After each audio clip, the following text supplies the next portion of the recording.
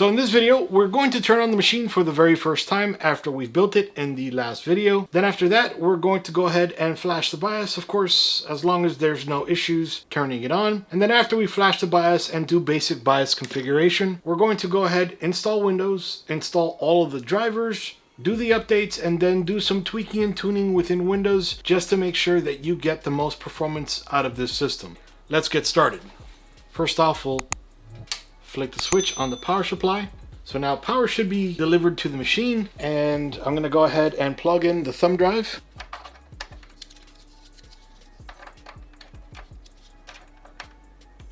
And now turn it on.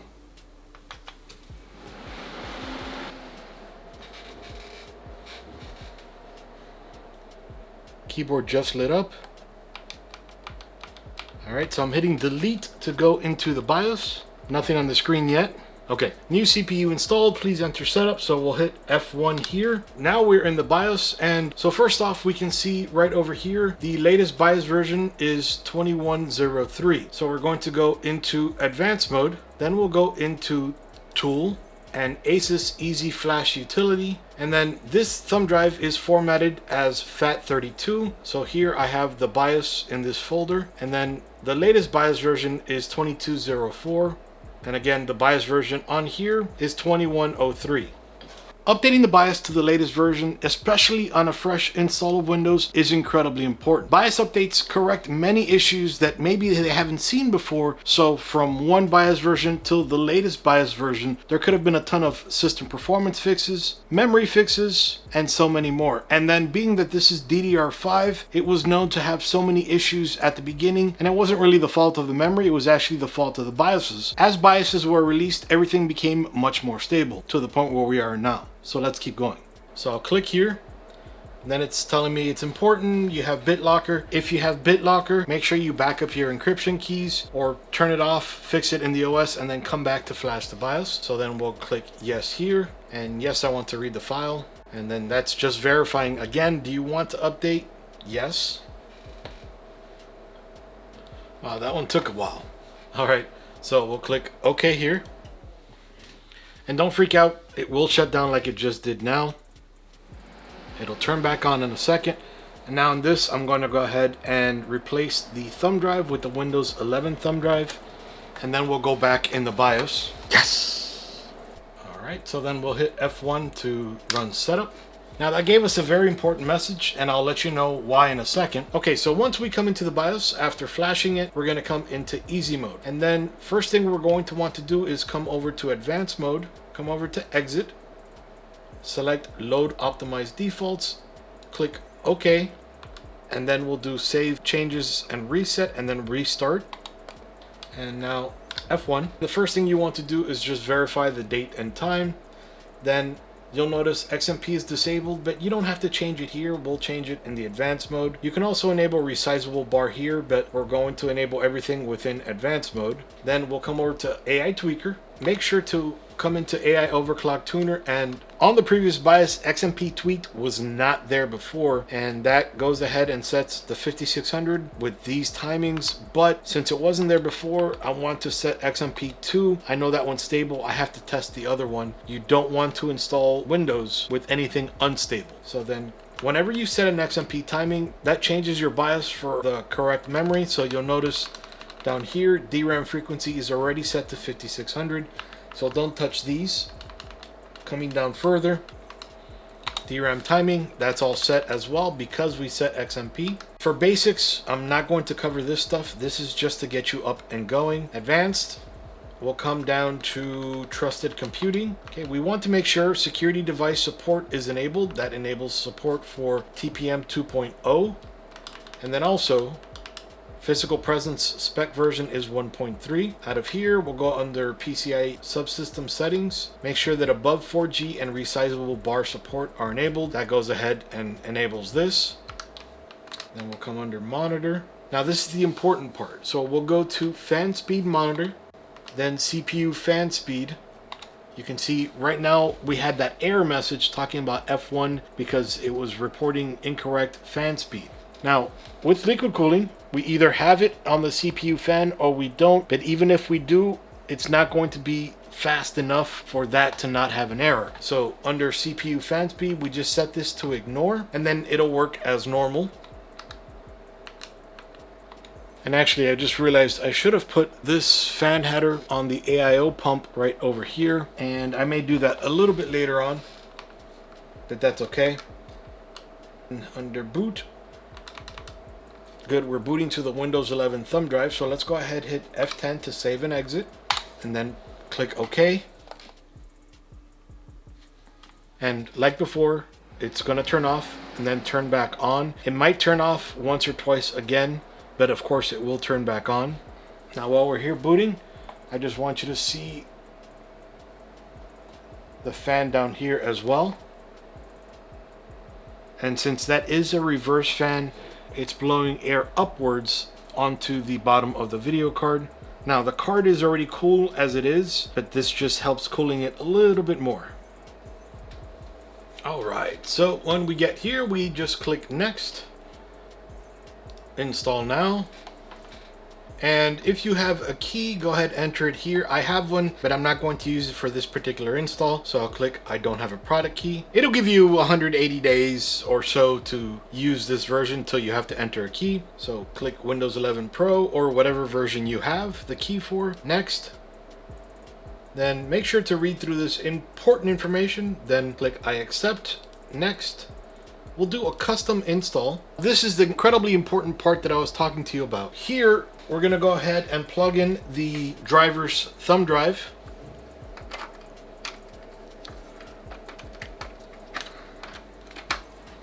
And then we'll click Load Driver, Browse. Then we'll go to BIOS, or whatever you named your thumb drive.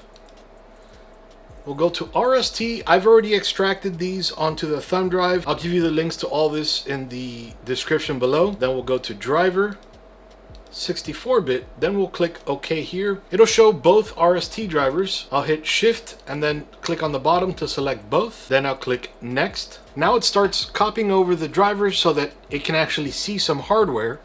So RST is essentially a RAID controller on the motherboard, or Intel RST. So then here we can see unallocated space, drive number 2, and then drive number 3 is partition number 1. Drive number 2 is the brand new Sovereign 2TB drive, while drive number 3 is the Samsung 870 drive. Now this doesn't tell me here, but unallocated means there is no partition on it. Basically it hasn't been used. And then drive 3, partition 1, I named it storage. So that's why I can tell which is which here. So I'm going to select this one here, and then I'll click Next.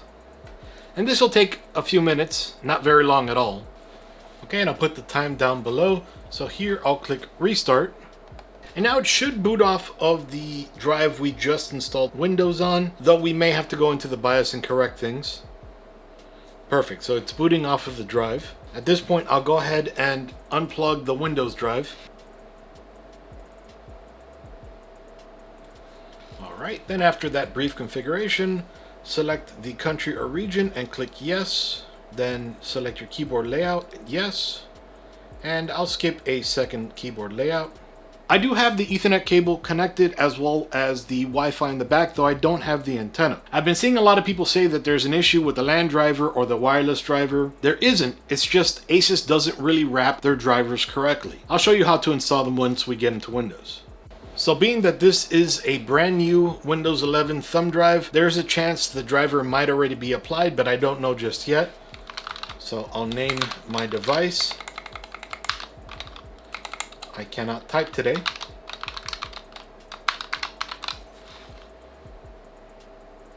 I will set this up for personal use and then click Next.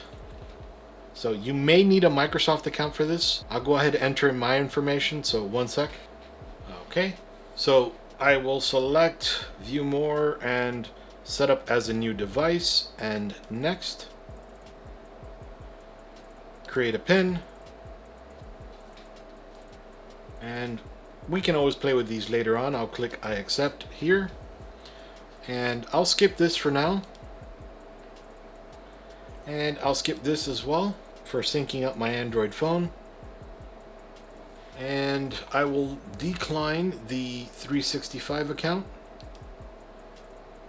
and the 100 gigs of OneDrive storage. And I will skip this as well for now.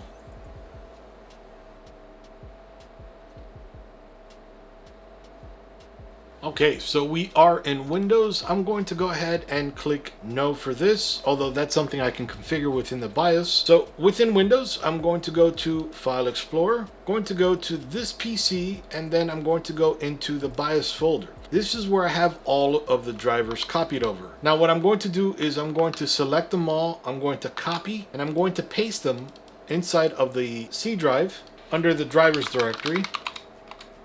I had caps locks enabled. So the reason I do that is as we install drivers and everything, there is going to be at some point a disconnect between the thumb drive, the USB drive, and the storage. It might only be for a second or two, but that could corrupt that particular driver install. So I just copy over everything to the M.2 SSD, so all of the drivers and everything is localized. Alright, now that we have everything copied over, we'll start with the chipset. Chipset is the foundation of everything. That is the first driver that should be installed. And even though a lot of people hate this, I like to disable UAC. It asks me yes for everything. And it is a big security issue, but the more you know your PC, the better you are with that. I'll go ahead and click next on the device software, accept, and install. Click finish here, so I'll close this out, and it kind of reset my ratio, so let me fix that real quick.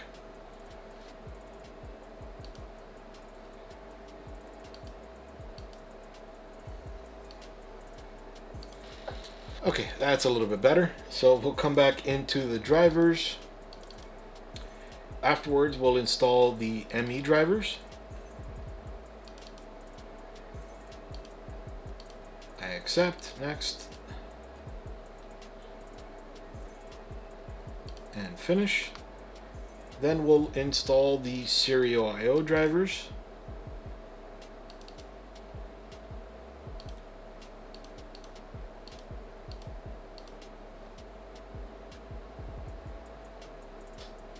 Finish. Then we'll install the RST drivers.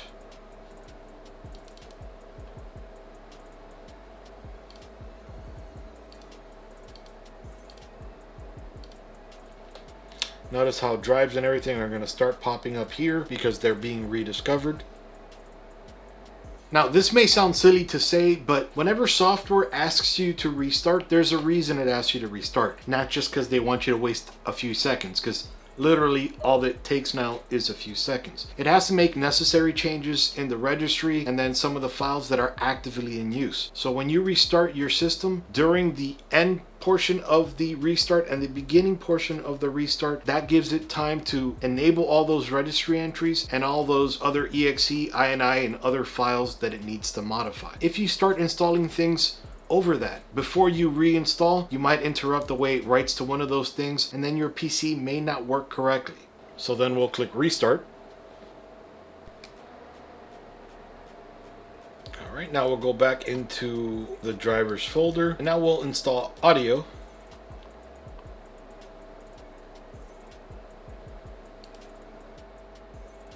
This driver, for some reason, every time towards this part takes a little while to install, maybe even 10 minutes. You might want to walk away, grab a cup of coffee or some Coke or some water, and come back. And then again, this one asks you to restart. So we'll go ahead and click no so that it finishes. Then I'll right click on the start button, shut down or sign out, and restart. Okay, once we're back, we'll go ahead, click start. And this PC, C, and drivers, it brought stuff over from my last install, so let me just get rid of that. We're on the Wi-Fi, LAN, and Bluetooth portion of the install. So the way that you install these is you right click on the start button, click device manager. May be able to do the Bluetooth separately, but so here we see other devices, network controller, network adapter here. Here it shows the LAN driver. So what we do for this one is right click on this guy. We'll click update driver, browse my computer for drivers.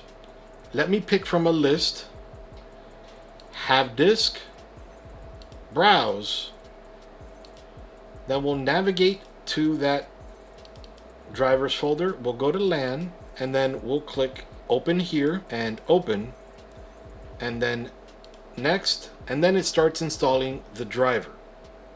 Now over here, obviously it can't find the driver, so we'll right click on network controller, update driver, then we'll click browse here, then we'll go to C drive, drivers, Wi-Fi, we'll click OK here and next, and then it starts installing the Wi-Fi driver. And you notice that as soon as I click close, this will go away and it'll appear right in here as Intel Wi-Fi 6E AX12 blah blah blah. Close, and now it just appeared. Now the Bluetooth is already here. We may be able to come in here and it may have a setup. It doesn't. So what we do here is right click on this guy, update driver, browse my computer, browse over here. Same way, we'll go into the drivers folder, then we'll go into Bluetooth and click OK. Next. So it already has the best driver, so that's okay, we don't need it. So then now you can see here in the device manager, and I'll go ahead and scan for hardware changes. There are no errors, there are no yellow bangs or anything along those lines. We have all of the drivers installed. So we'll just close this out. And then now, let's see, Wi-Fi, serial, RST, ME, LAN, chipset, Bluetooth. We have all of this installed. So we're going to install the CLCx 360 driver for the liquid cooling unit. And then now we're going to install the drivers for the video card.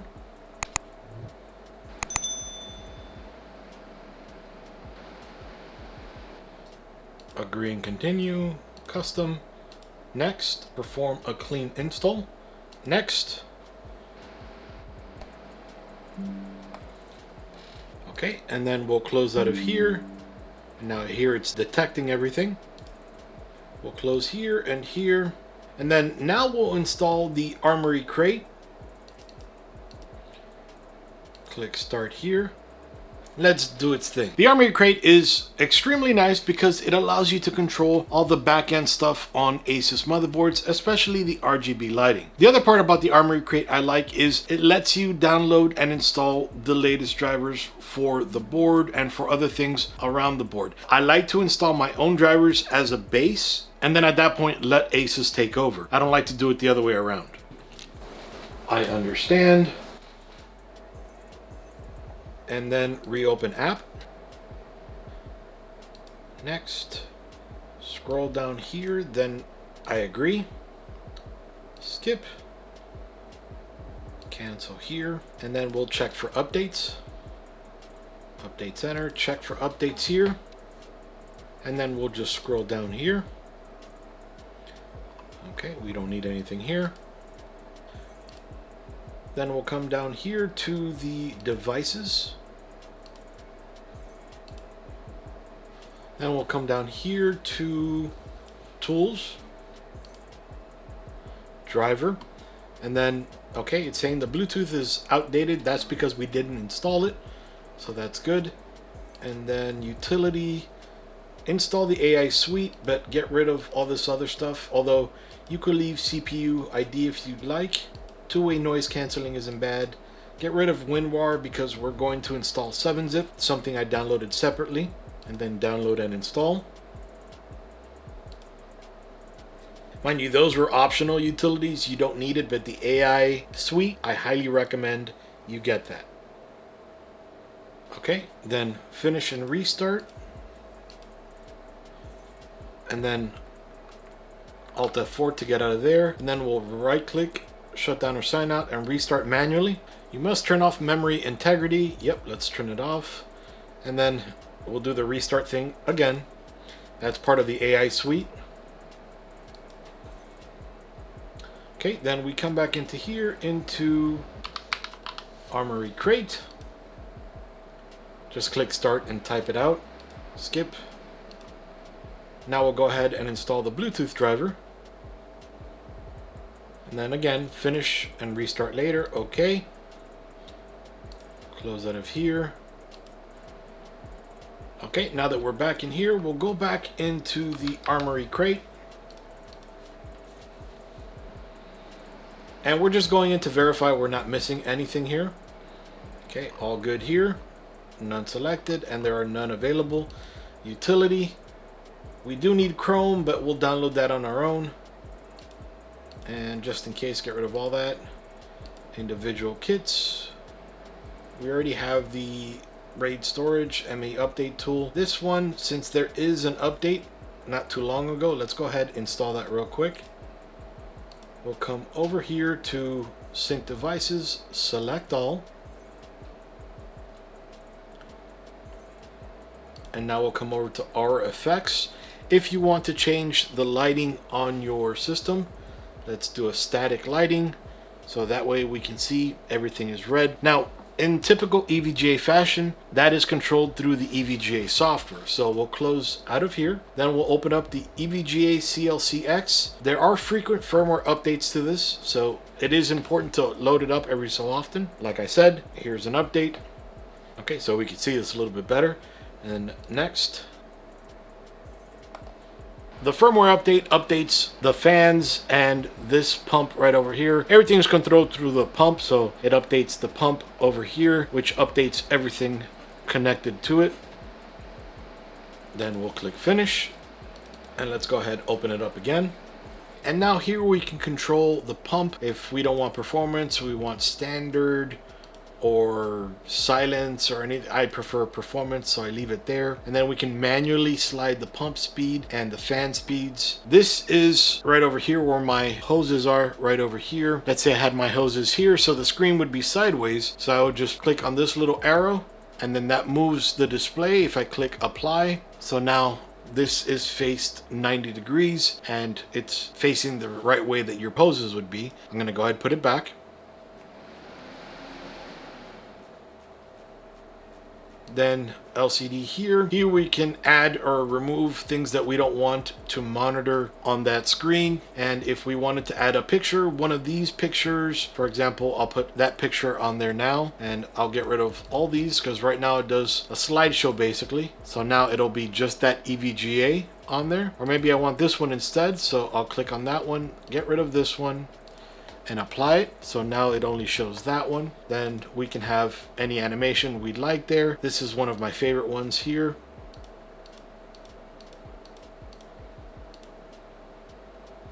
And we can add our own animation as well. Same with the picture and messages as well. EVGA rocks.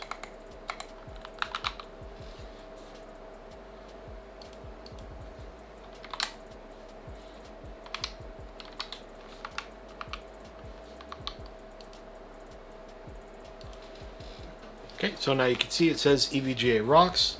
And now coming over here to LED, this is rainbow as it is right now, but if we wanted to go red, we can just select red over here, then click apply. And actually we're on breathing over here. So let's go ahead and static on to red. And now the system has a red theme. Or, you know, we could change to whatever color we'd like here. The way I had it before was that rainbow color. I like that. And then we can select the hardware monitor here, and we can see all of the temperatures and the pump speed, the fan speed, GPU, all that good stuff here. So that's on how to use the EVGA CLC X360 software. And I'm just gonna go ahead and put it back. I'm going to use blue on here. Let's go ahead, put blue. And then we'll do that same to Aurmory Crate.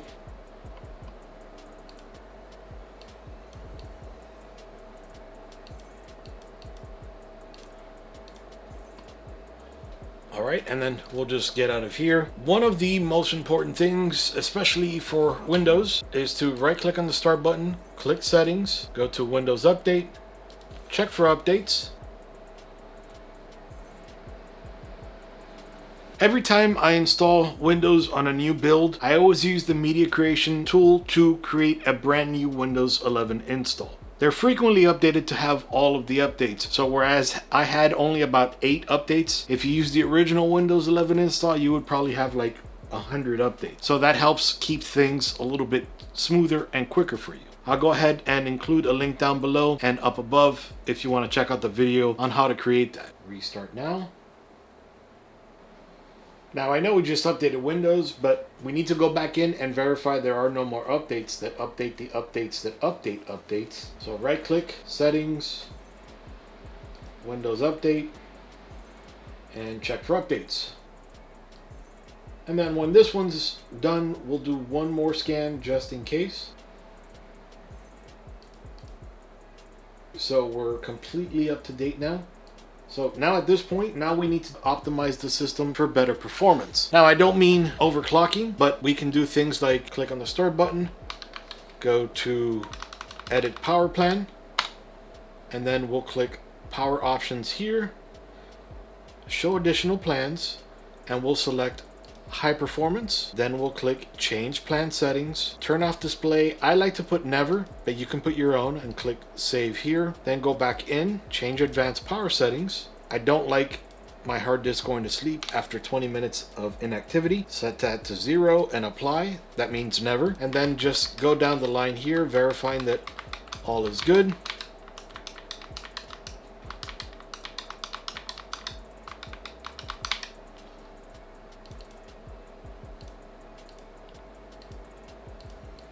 And the rest here should be good.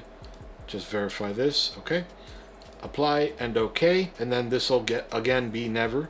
So make sure save is good here. So that will optimize our power plan settings. So then for NVIDIA, we'll right click on the desktop, show more options, and then we'll click NVIDIA control panel, agree and continue, and then we'll come into here. The first thing we're going to want to do is we're going to want to go into adjust image settings with preview. Now this one you can play with on your own depending on your video card, but I typically like to put use my preferences, and I like to put performance to get the most out of your card. With the 4090 you don't really need to do that as much, but then we'll go to take me there, and then you can also do the same over here under texture filter quality. Set that to high performance, and vertical sync is already off. I like to disable that. Again, a 4090 you don't really need to do that, but these are things I like to do. Then we'll come over here under change resolution. This is an incredibly important one. Now I'm under a capture card, so unfortunately the highest I can go is 60, but my monitor can do 120 hertz. So if your monitor can do 140, 160, 240, however high the refresh rate on your monitor, you want to set that. So again, if I wasn't going through a capture card, I would set 120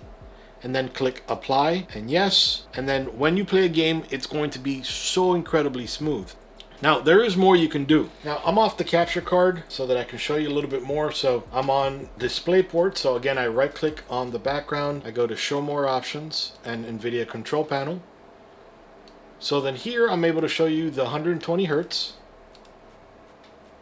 And then we'll click yes. So then I also come over here to set up G-Sync, which if you remember wasn't there before. I click here, and this is a FreeSync monitor, but it is capable of G-Sync as well because of the way NVIDIA has made their drivers. So just enable G-Sync compatibility. I like to enable for windowed and full screen mode, and then also down here enable settings for the selected display model, and then we'll click apply.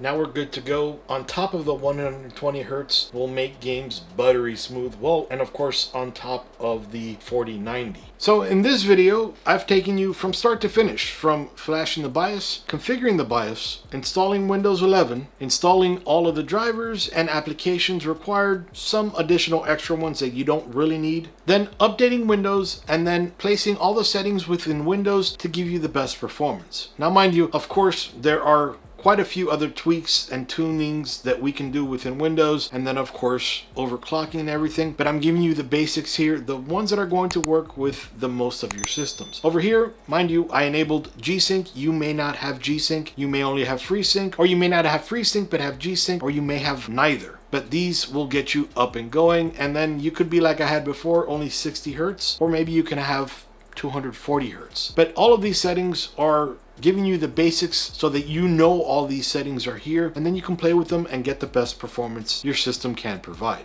So I'm going to have links to everything down below where you can find all the drivers, all the applications, and all the software I've used here. If you have any questions, comments, or concerns, as always, please do leave them down below. I reply to everything. This is Iggy with ThisBytesForYou out. See you guys.